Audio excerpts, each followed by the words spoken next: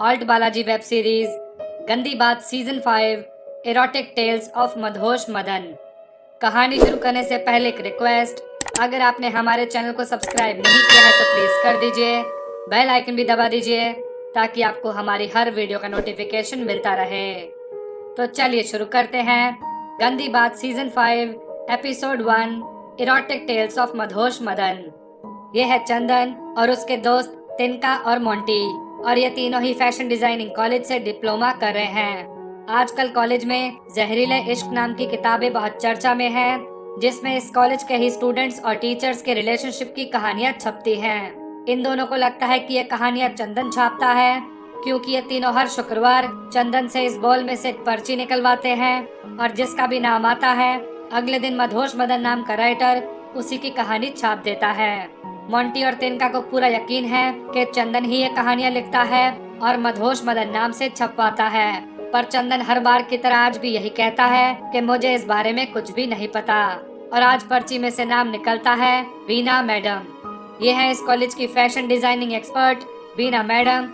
और अब ये तीनों मदहोश मदन के 9वें एडिशन को पढ़ते हुए वीना मैडम को इमेजिन करने लगते हैं। वीना मैडम कॉलेज बंद होने के बाद भी सभी स्टूडेंट्स के प्रोजेक्ट चेक कर रही हैं। इस बार का प्रोजेक्ट था ब्लाउज की सिलाई। मैडम सिलाई मशीन पे बैठी हैं, तभी वहाँ दिनेश आ जाता है। इसने ब्लाउज की सिलाई में गड़बड़ कर दी है। अब वीना मैडम इसे ब्लाउज का माप लेना सिखाती हैं, और माप लेते देते कहानी आगे बढ़ जाती है और दिनेश सुई में धागा पिरो देता है। अगली सुबह वीना मैडम को अपने कमरे के बाहर ये गुलदस्ता मिलता है, जिसमें लिखा है रिश्ते में धोखा देना है गंदी बात। इन तीनों को अब भी यही लगता है कि चंदन ही मदहोश मदन है। मदहोश मदन ने इस बार इसकी कहानी छापी है, और उन दोनों की तरह दिनेश को भी यही लगता है कि चंदन ही मदहोश मदन है, लेकिन उसे ये समझ नहीं आ रहा कि चंदन को इस सब के बारे में कैसे पता चला।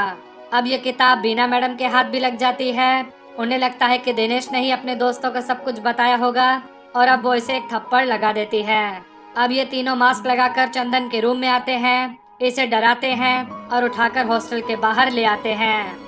अब ये फिर इसे एक पर्ची निकालने को कहते हैं। चंदन इन्हें कहता है, तुम लोग मेरा यकीन क्यों नहीं करते? मैं मदहोश मदन नहीं हूँ, मेरे पर्ची निकालने से क्या होगा? मोंटी कहता है, तुम जो भी पर्ची निकालते हो उसके ही नाम की कहानी छपती है, तो फिर तुम्हें ही यह पर्ची निकालनी होगी। आज पर्ची में नाम आता है ललिता मैडम का। इधर पर्ची निकलती है और उधर छपाई शुरू हो जाती है। ये है पप्पी, ये इस कॉलेज में कपड़े सप्लाई करता है, और इसकी मंगेतर नीली इसी कॉलेज में स्टिचिंग का काम करती है। पप्पी पनवारी चौरसिया से जहरीले इश्क की 2 कॉपीज खरीदता है, और अब कॉलेज आकर नीली को ये कॉपीज ललिता मैडम को देने को कहता है, लेकिन उसे ये नहीं पता कि इस बार की कहानी उस पर ही लिखी गई है। ललिता मैडम अब अपनी और पप्पी की कहानी पढ़कर दंग रह जाती हैं। इधर चंदन भी इन्हें कहानी पढ़ के सुना रहा है, पप्पी भैया और ललिता मैडम के नए ड्रेस की कहानी। ललिता मैडम ने एक नई ड्रेस डिजाइन की है, वो इसे खुद पहनकर ट्राई कर रही हैं, और तभी वहाँ पप्पी आ जाता है। पप्पी को उनकी ड्रेस बहुत पसंद आती है।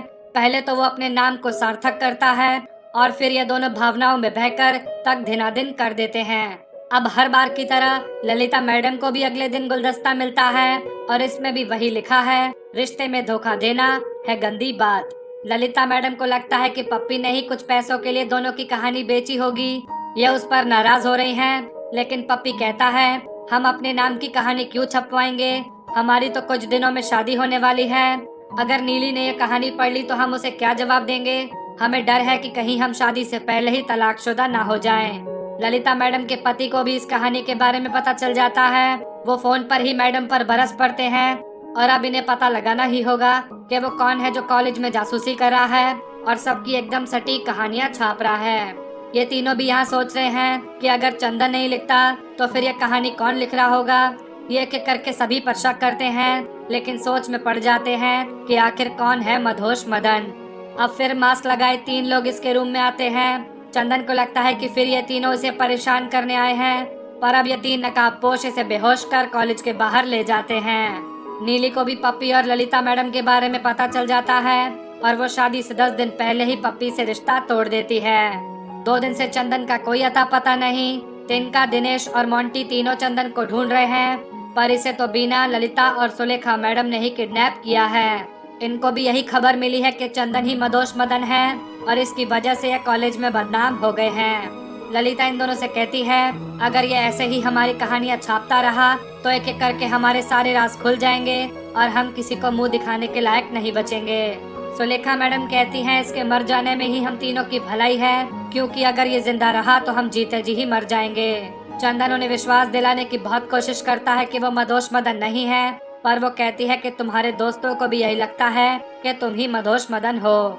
ये तीनों इसका गला दबा के मार रही हैं, पर तभी वहाँ पप्पी आ जाता है और इसे बचा लेता है।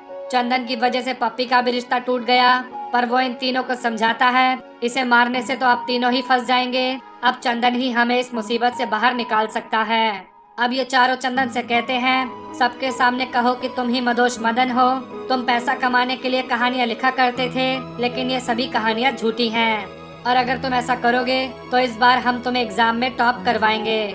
चंदन अब ऐसा ही कर देता है और सबके सामने कबूलता है, मैं ही मदोश मदन हूँ, मैं अपनी किताबों की बिक्री बढ़ाने के लिए आप लोगों के नाम का इस्तेमाल कर रहा था, वरना ये सारी कहानियां तो एकदम झूठी हैं। मैंने अपने अगवा होने की भी झूठी अफवाह फैलाई थी, ताकि मेरी अगली कहानी और मशहूर हो जाए और मेरे किताबों की बिक्री बढ़ती चली जाए। पप्पी अब मौके का फायदा उठाते हुए नीली से कहता है, देखा, हम बिल्कुल निर्दोष थे, चंदन ने हमारे और ललिता मैडम के रिश्ते को बदनाम किया और तुम हो के हमसे ही रिश्ता तोड़ने चली थी। अब सच सबके सामने है, लेकिन अब हमें भी तुमसे शादी नहीं करनी। पूरा स्टाफ चंदन को कॉलेज से निकालने की बात करता है, पर चंदन उनके आगे हाथ पैर जोड़ता है और सुलेखा मैडम उसे कॉलेज से निकालने से बचा लेती हैं। सुलेखा मैडम अब चंदन को कपड़ों के सैंपल्स के बहाने कलरिंग रूम में बुलाती है और उसके करीब आने की कोशिश करती हैं। चंदन घबरा कर कहता है, अगर किसी ने देख लिया तो गड़बड़ हो जाएगी, पर सुलेखा कहती है, अब किसका डर, कहानी लिखने वाले का नाम तो सामने आ ही गया और अब किसी को पता चल भी गया तो यही लगेगा कि कहानी झूठी होगी। अब चंदन का डर भी हवा हो जाता है और अब ये दोनों रंगों के इस खेल में माहौल को भी रंगीन कर देते हैं। ये है नीली की माँ मधु, और अब फाइनली मदहोश मदन के राज से पर्दा उठता है।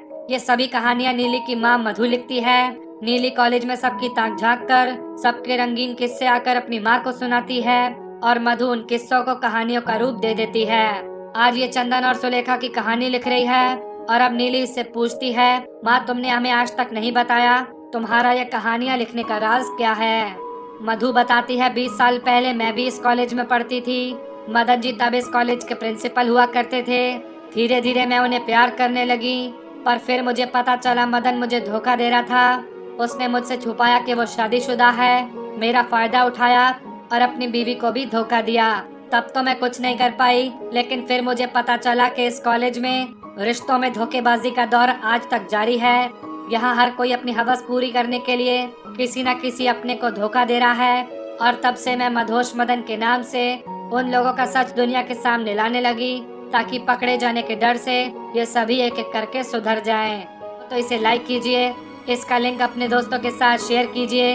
अगर आप गंदी बात सीजन 5 को पूरा देखना चाहते हैं तो ऑल्ट बालाजी ऐप पर देख सकते हैं। हम जल्द ही इसके बाकी एपिसोड्स की कहानियां भी आपके लिए लेकर आएंगे। तो अगर आपने हमारे चैनल को सब्सक्राइब नहीं किया है तो प्लीज कर दीजिए। मिलेंगे अगली वीडियो में एक नई कहानी के साथ, तब तक के लिए गुड बाय।